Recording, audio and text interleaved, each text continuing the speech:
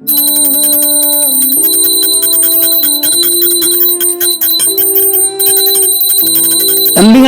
இங்க வாங்கலாம்.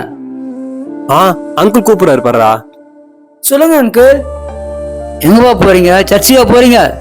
ஆமா அங்கிள். எப்பா, ஒரு லேண்ட் விஷயம் ஒருத்தரை பார்க்க போறேன். 10 லட்சம் ரூபாய் வர வேண்டியிருக்கு. எனக்காக உங்க ஏசப் பண்ண பிரேயர் பண்ணிக்கிறீங்களா? சரி அங்கிள்.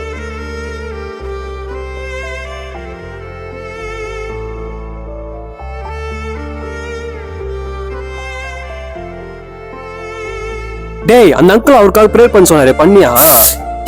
மறந்துட்டேன்டா. தம்பி தம்பி தம்பி தம்பி, சொல்லுங்க அங்கிள். எப்பா, எனக்காக பிரேயர் பண்ணது ரொம்ப நன்றிப்பா. நான் போன வேற நல்லபடியா முடிஞ்சிடுச்சுப்பா. டேய், நம்ம தான் அவருக்காக பிரேயரே பண்ணலடா. எப்படி அந்த காரியம் நல்லபடியா முடிஞ்சிருக்கும்? டேய், அந்த இடத்துல விசுவாசம் வேலை செஞ்சுக்குது, அதனாலதான் அவருக்கு அந்த காரியம் நல்லபடியா முடிஞ்சுக்குது. எனக்கு புரியலையடா. டேய், ஏசப்பா கிட்ட பிரேயர் பண்ணா நடக்கும்னு விசுவாசிச்சு நம்மகிட்ட சொன்னார் பாத்தியா? தம்பிங்களா, எனக்காக ஏசப்பா கிட்ட பிரேயர் பண்ணிக்கோங்கன்னு. அந்த விசுவாசம் தான் அவருக்கு வெற்றியையும் சக்சஸ்ஃபுல்லையும் குத்துக்குதுடா. டேய், அவர் தான் இந்து ஆச்சு, அவருக்கு எப்படி நடக்கும்?